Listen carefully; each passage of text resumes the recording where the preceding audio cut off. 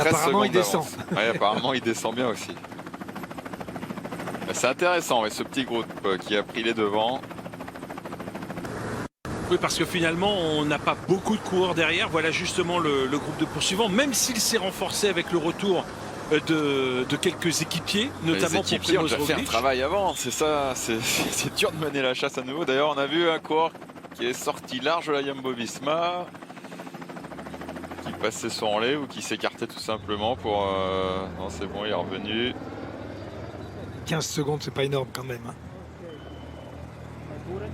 15 secondes, ça laisse quand même beaucoup d'espoir aux poursuivants. C'est Bennett. Allez, on retrouve la tête de la course. 15 secondes à 3 km de l'arrivée avec Rudy Mollard qui, vous le voyez, fait quelques gestes de décontraction avant d'aborder la dernière montée de San Luca. Et donc il y a cette partie plane et on attaque la bosse. Et pour l'instant, derrière, il reste 700 mètres de plat.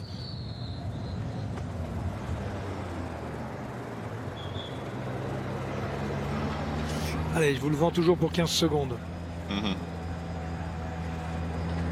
Voilà, et c'est là, cette partie-là, quand c'est un équipier qui roule à fond. Ah là, c'est oui. Là, ça fait mal à l'échapper, ça fait très mal à l'échapper.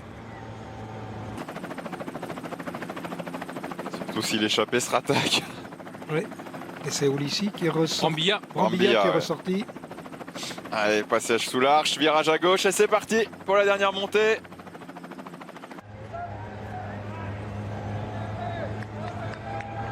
Bon, Brambilla est devant, mais attention, hein, c'est plus le Brambilla que ça a été. Hein. Vous disiez, il y avait des bons coureurs devant. On va voir de quoi il est capable. En tout cas, il se livre, bien sûr, dans ce final en faisant sa part de travail. Ici, il est déjeté maintenant. 2 km 300.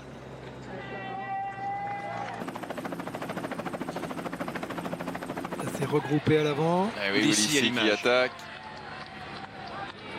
C'est tôt, hein, quand même. Ouais, c'est tôt. Derrière, ça monte très très vite. Pour Dineos qui a attaqué. Qui a changé de vélo. Roglic est là, Bernal, Valverde, Fuglsang. Nibali distancé, ça on pouvait s'y attendre. Oui, déjà tout à l'heure, il avait montré des signes de faiblesse. Devant lui, il y a Mikel Nieve, qui était lui également en difficulté. Et on voit que 7 coureurs vont pouvoir opérer apparemment la jonction sur ce groupe de tête, toujours emmené par Diego Ulissi. Diego Ulissi devant Brambilla, hein, pour l'instant. Avec Sergio Higuita qui est en 3e position. Avec Rudy Mollard que l'on retrouve en 4e position, bouche ouverte. Un gros travail là du coureur de l'équipe Ineos.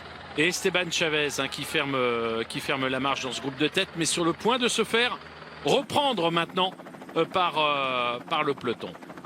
Le groupe de poursuivants. On va plus parler de peloton. Oui.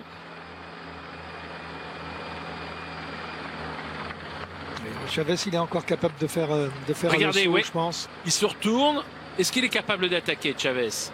Il n'a plus le choix maintenant. S'il lui reste encore un petit peu de gaz. Il attend encore un tout petit peu, les passages les plus durs là dans 300 mètres. Voilà, le regroupement s'opère. Non, ça y est. Donc c'est ce qu'on expliquait tout à l'heure, une échappée lorsqu'il y a encore beaucoup d'équipiers ou un certain nombre d'équipiers pour faire le travail dans le vent et mettre à l'abri leur leader, c'est toujours à l'avantage des poursuivants. Bernal s'est retourné, il faisait l'état des lieux, il laisse son coéquipier mener encore le tempo là.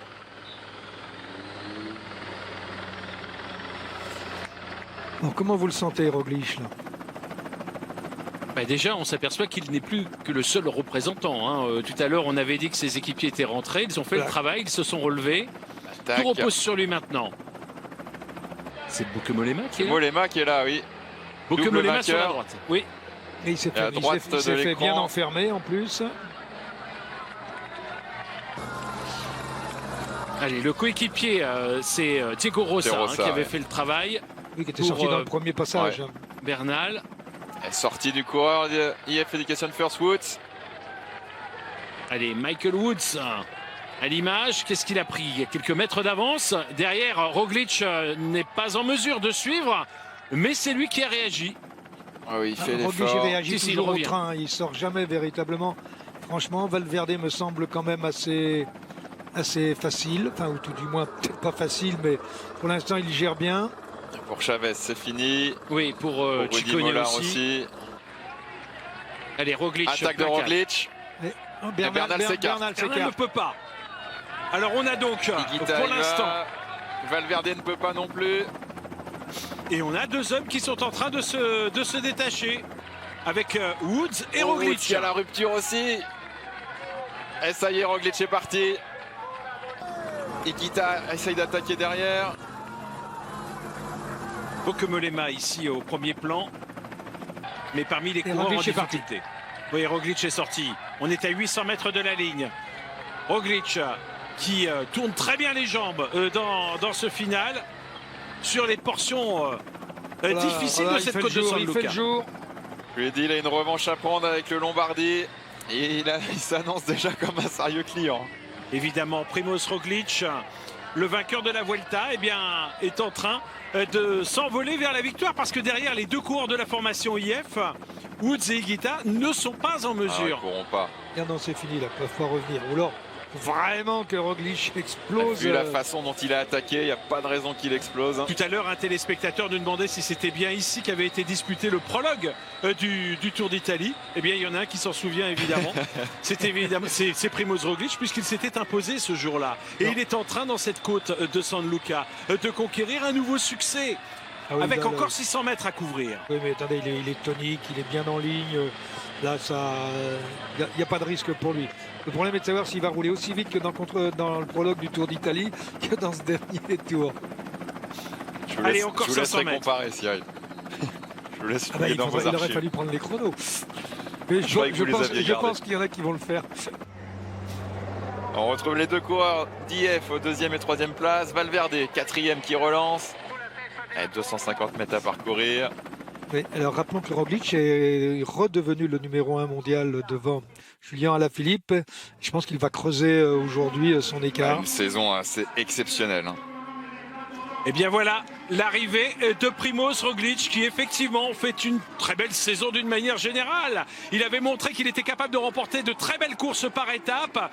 Et bien il remporte ici pour la première fois depuis qu'il est passé professionnel une course d'un jour, une classique. Il s'impose dans le Tour d'Émilie devant les deux coureurs de la formation IF, Higuita en compagnie de Michael Woods qui a pris la 2e place. 4e donc. Ulissi 6e. Latour 7e. Et Fulson Donc, derrière 8e. Et Bernal. Bernal 9e. Donc il avait l'intention d'attaquer 4e, c'est un Et coureur. Ah, puis- Rudy Mollard. et le moteur a serré. Rudy Mollard qui doit aller chercher la 11e place, il me 4e semble. place, c'est un coureur de la Trek. Donc Ciccone ou Brambilla. Brambilla probablement. Voilà donc en ce qui concerne, eh bien ce n'est pas un Italien qui gagne aujourd'hui, mais c'est un coureur slovène. Un coureur qui appartient à cette équipe Jumbo-Visma, déjà vainqueur de, je le disais, de nombreuses courses par étape, pratiquement toutes les courses par étape auxquelles il a pris le départ, notamment dans le World Tour, avec la dernière